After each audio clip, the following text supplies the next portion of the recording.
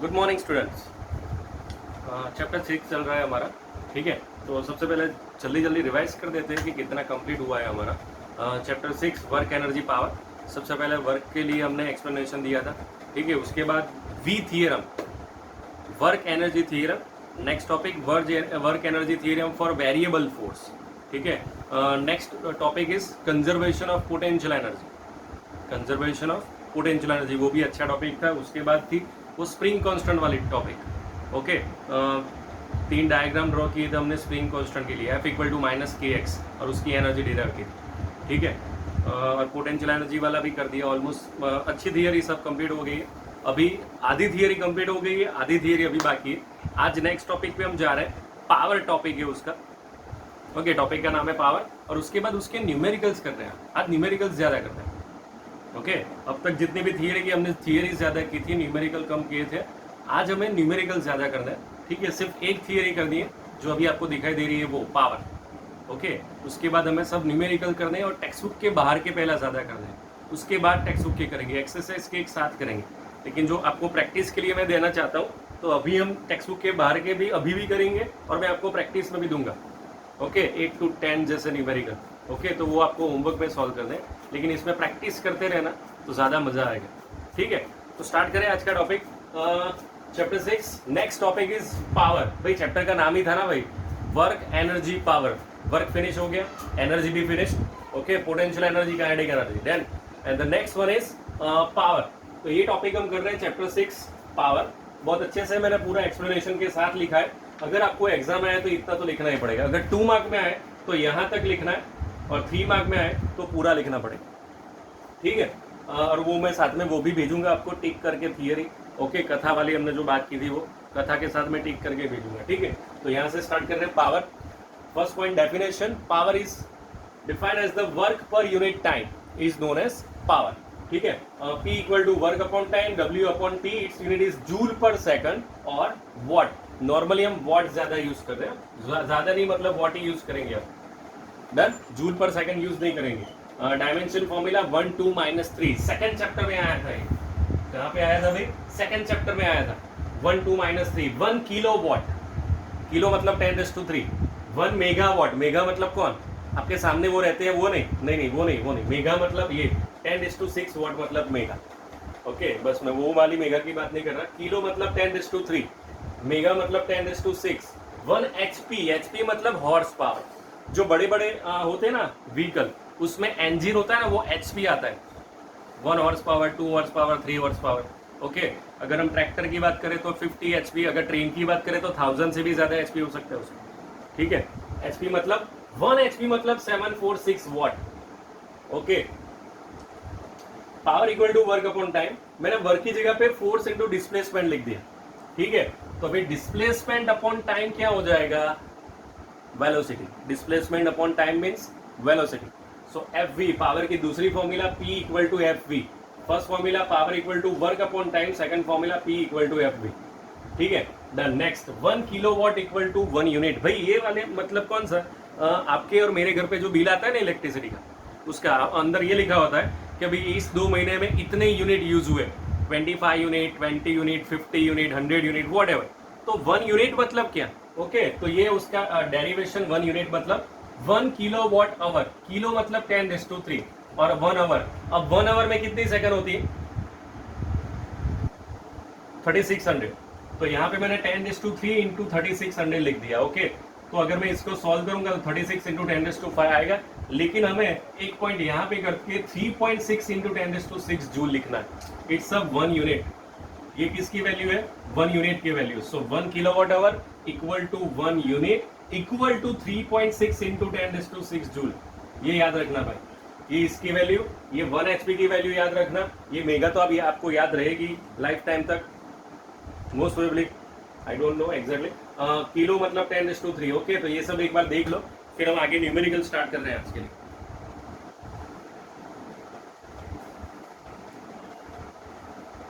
सो आज text book के बाहर के सारे बहुत सारे न्यूमेरिकल अच्छे वाले करने वाले हैं हम प्रैक्टिस के लिए। ठीक है, और मैं आपको होमवर्क में भी, वर्कशीट में भी देने वाला हूँ, तो आप वो भी कर लेना सॉल्व। तो नेक्स्ट लेक्चर से थियरी है, एक अलग ही पोर्शन है, collision, elastic collision, in elastic collision, ठीक है, वो पूरा अलग ही टॉपिक है, आपको बहुत मजा आएगा क्योंकि फर्स्ट टाइम सीखेंगे वो सब आप, इसके जैसा नहीं है कि पहले भी आ गए हैं 9th में, वो पूरा का पूरा पोर्शन नया है आपके लिए, ठीक है, कंप्लीट। तो आगे जाए अभी, ओके।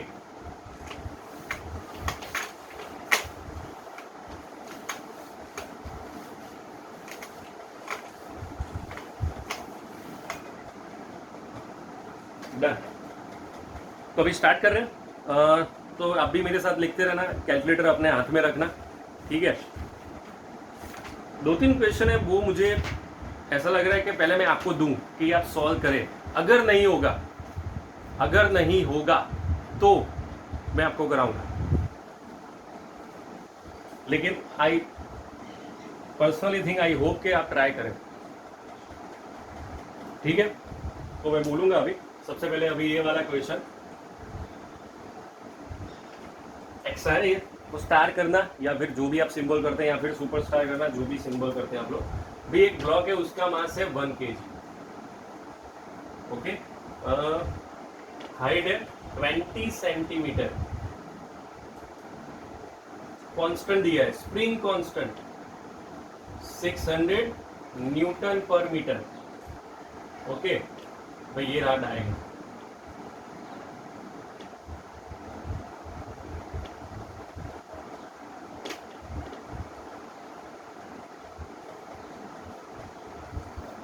ये ब्लॉक है, उसका मास है 1 kg, यहाँ से ये डिस्टेंस कितना, 20 सेंटीमीटर, ओके। उसके बाद ये वाला डिस्टेंस तो हमें पता ही नहीं है वैसे, तो हमें क्या करना है पता है, ये डिस्टेंस फाइंड आउट करना है। सपोज ये डिस्टेंस x है, तो मुझे ये x फाइंड आउट करना है, सिक करेंगे, कैसे, यस कैसे करेंगे, कैसे, हाउ, हाउ नहीं, हाउ,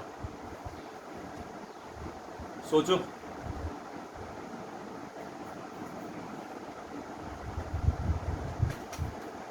भाई स्प्रिंग है तो स्प्रिंग वाली फॉर्मूला यूज करनी पड़ेगी, F इक्वल टू के एस, या फिर वो उसकी spring potential energy of spring 1/2 kx², ठीक है।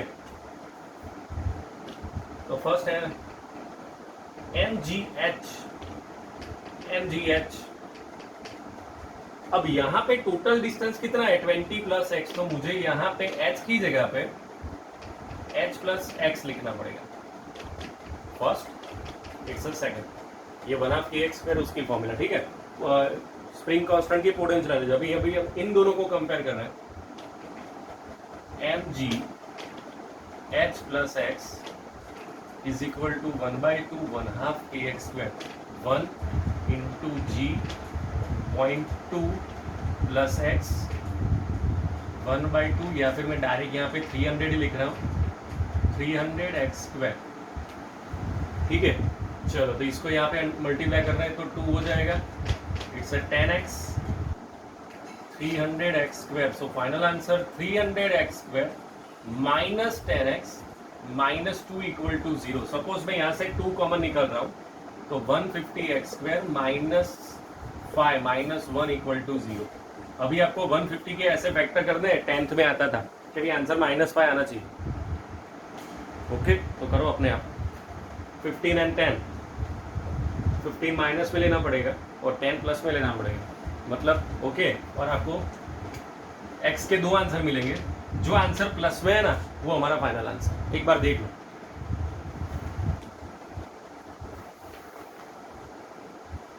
जो आंसर प्लस में है वो हमारा फाइनल आंसर,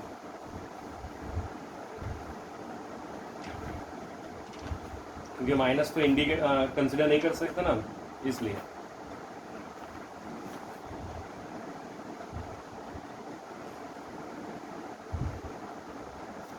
या फिर अगर वो नहीं हो रहा है, उससे नहीं हो रहा है, फैक्टर से नहीं हो रहा है, प्लस माइनस में मिस्टेक आ रही है, तो फिर क्या करना पड़ेगा, तो फिर वो फैक्टर करने पड़ेंगे कि अगर कोई भी चीज़ का अगर फैक्टराइजेशन नहीं होता है तो हम अल्फा बीटा से करते थे, -b प्लस और माइनस डेल्टा √/2a, प्लस और माइनस √डेल्टा/2a, और डेल्टा की जगह पे क्या लिखते थे, b² - 4ac। तो इसको आपको उस हिसाब से सॉल्व करना पड़ेगा, अगर उससे नहीं होता है तो ये आपका x है, जो है आपका फाइनल आंसर वो, ठीक है। देख लो एक बार जल्दी से,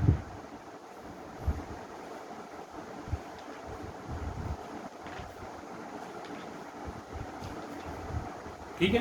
एक दूसरा क्वेश्चन मैंने जो अभी आपको बोला कि मेरी इच्छा है कि वो आप लोग अपने आप करें, मुझे देखना है कि उसमें से कितने लोग कर पाते हैं.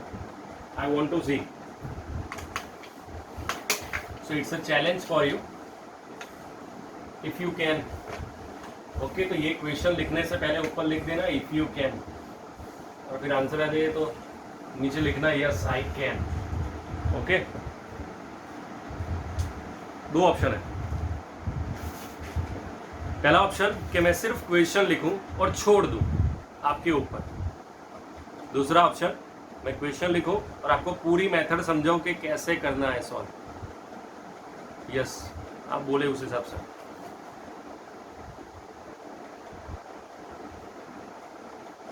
यस, श्रेया, दिया, कुशल, वो नाम मुझे थोड़े थोड़े पता है इसलिए. मैं करूं? ओके, आप लोग करेंगे श्योर ना? 100%. ठीक है, तो आप लोग करना. मैं डायग्राम ड्रॉ कर रहा हूँ यहाँ पे, पूरा स्टेटमेंट, सब कुछ डेटा, सब कुछ दे रहा हूँ आपको होमवर्क में करना है. और जैसे आ जाए ना तो मुझे मैसेज कर लेना कि सर ये मेरा आंसर. पूरी मेथड से चाहिए मुझे, ऐसे डायरेक्ट आंसर नहीं चाहिए. ABCD नहीं है, मतलब KBC नहीं कर रहे हैं, जय माता दी नहीं करना है ABCD में, ये पूरी मेथड करनी है. ठीक है, तो चलो मेरे साथ ड्रॉ कर लो आप लोग भी. बहुत अच्छा क्वेश्चन है, सिर्फ ये क्वेश्चन मैं यहाँ पे लिख रहा हूँ और कुछ नहीं, तो आपको थोड़ा ज़्यादा समझ में आए डिटेल में.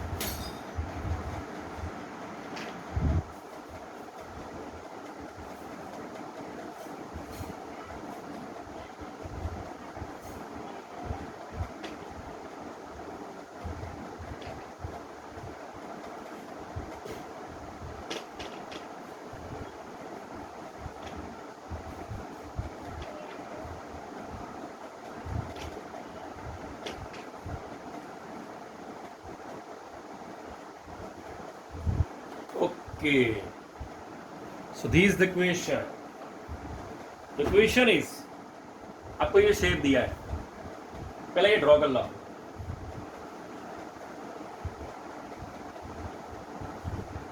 क्वेश्चन में ये लिखा है कि भाई ये आपका शेप दिया है, ये ऐसे ट्राइंगल दिया है, दोनों सेम नहीं है भाई, ये 60 डिग्री पे, ये 30 डिग्री पे. यहाँ से एक ऑब्जेक्ट मैंने ऊपर से यहाँ से थ्रो किया, यहाँ पे थ्रो किया, मतलब ऐसे फ्री मोशन करा रहा हूँ, तो इसने इतना डिस्टेंस कवर किया, इतने इतना डिस्टेंस कवर किया. ओके, यहाँ पे एंगल 30, यहाँ पे 60, और ये वाला जो पोर्शन है वो 10 है. अंदर ये पूछा है कि अगर मैं दोनों को एक साथ ध्यान से मैं छोड़ रहा हूँ तो दोनों की स्पीड सेम होगी, और दोनों का टाइमिंग शॉट, दोनों की स्पीड चाहिए मुझे,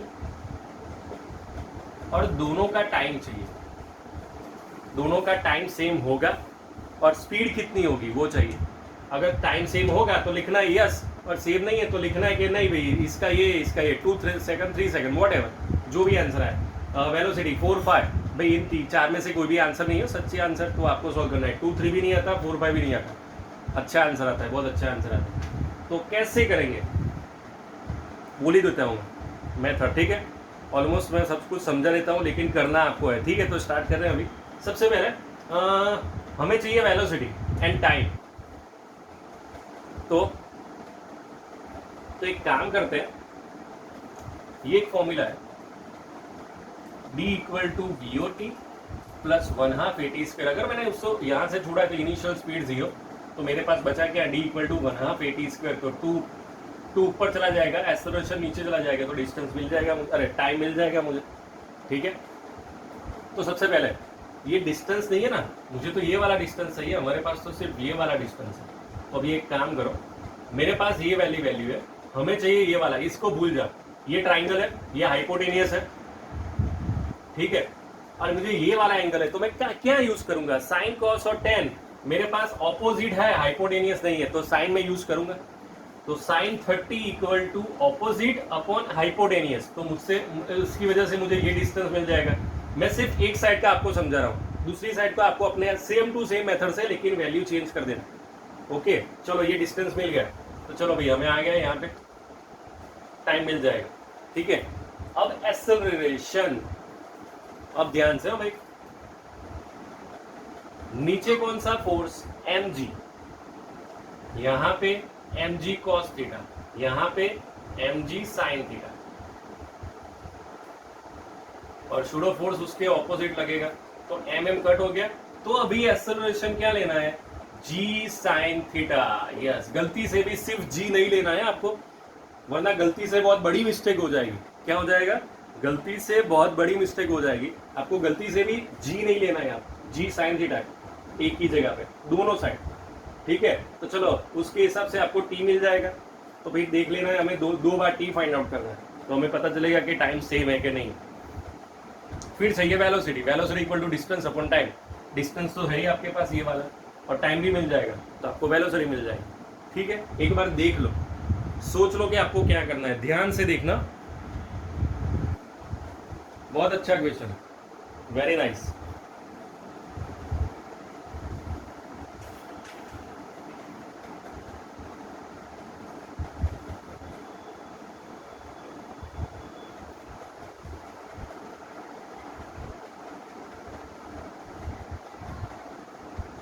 अगर ऐसा ना देख, दूसरा क्वेश्चन ऐसा दे रहा हूं, जो मैं नहीं करूंगा वो आप लोग करें, ठीक है, मजा आएगा। उसमें नहीं बोलूंगा मैं कि क्या कर, थोड़ा ही बोलूंगा, मतलब ये जो मैंने पूरा समझा दिया ना, ऐसा पूरा नहीं समझाऊंगा, 25% जैसा समझाऊंगा, बाकी आप लोग करना, ठीक है। जल्दी से, ये हो गया भाई, डन, ओके।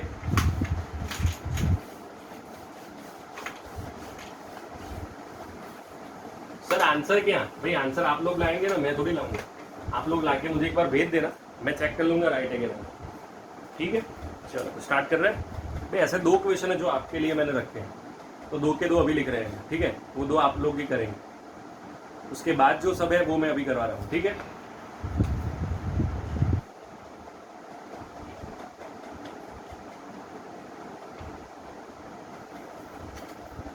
ओके, सबसे पहले ये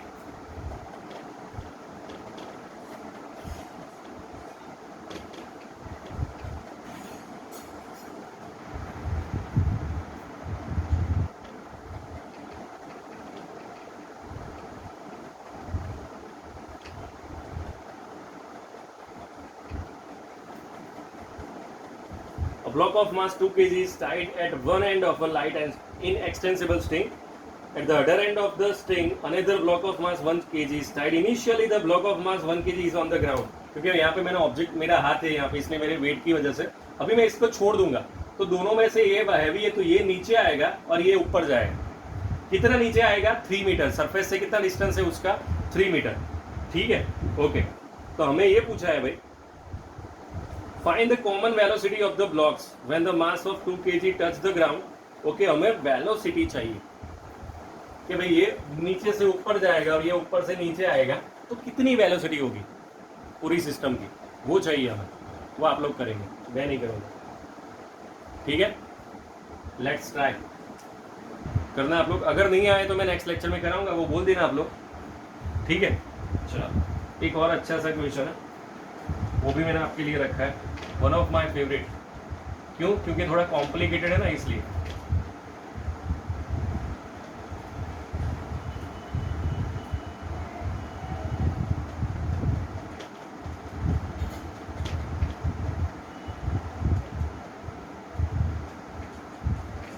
इसमें स्टेटमेंट मोस्ट इंपोर्टेंट है, इसलिए मैं पूरा स्टेटमेंट लिखा।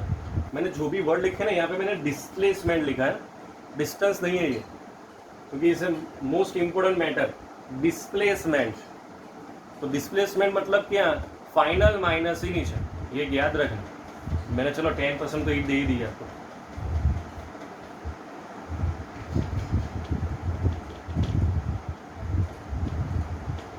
t equal to √x plus 3। t time है, x डिस्प्लेसमेंट, डिस्टेंस और displacement, t 3 plus plus root, ठीक है। आपको चाहिए find the displacement of the particle when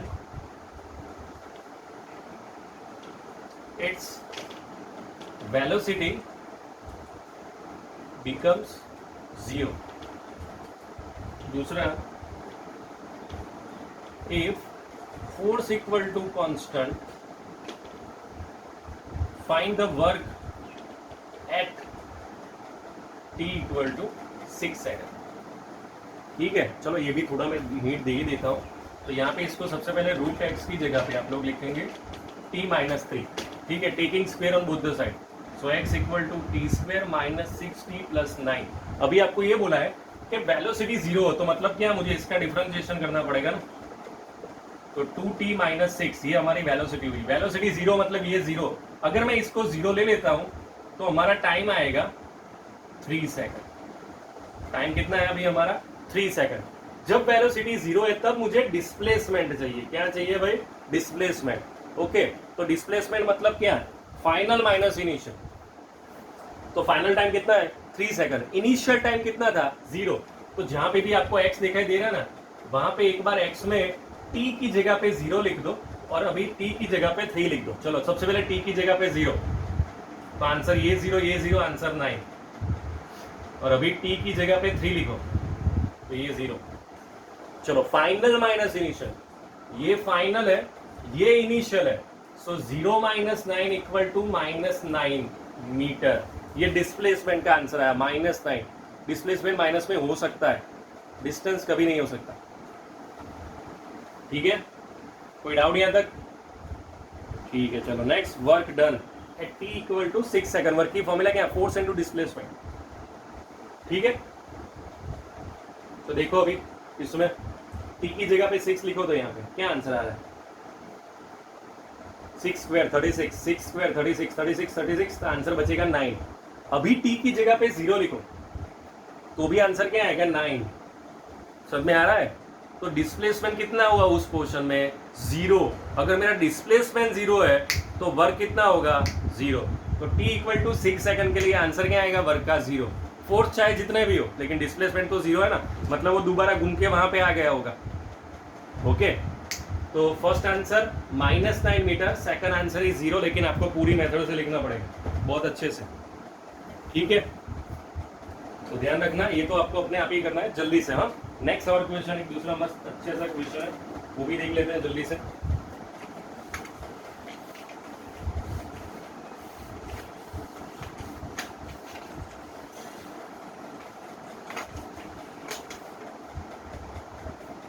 okay, बोलो स्टेटमेंट। रेडी? पानी पीने जा रहा हूं। नहीं आ गया, चलो जल्दी। ये वाला अच्छा है। A spring is compressed by 1 centimeter by a force 3.92 Newton.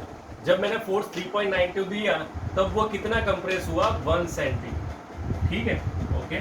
Find the potential energy of a spring when it is compressed by 10 centimetre. मुझे एनर्जी चाहिए जब वो 10 सेंटीमीटर जितना कंप्रेस होगा तब।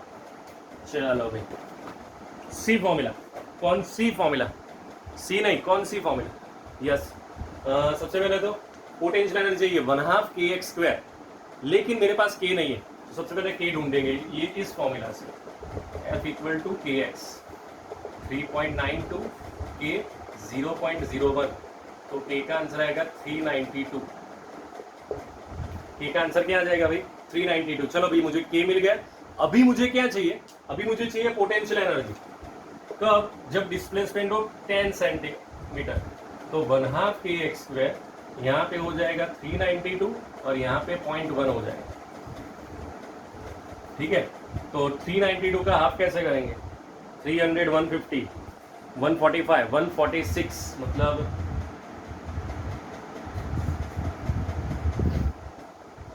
400 ना, 190, हाँ 196 एंड 0.1 मतलब 19.6 जूल। भाई एनर्जी कितनी मिली मुझे? 19.6 जूल। देखो भी मैंने कैसे कैलकुलेशन किया, मेरे पास कैलकुलेटर नहीं है, आप लोग कैलकुलेटर से चेक कर लेना कि आंसर ये आ रहा है कि अलग आ रहा है। देख लेना एक बार, जल्दी से देख लो कैलकुलेटर में।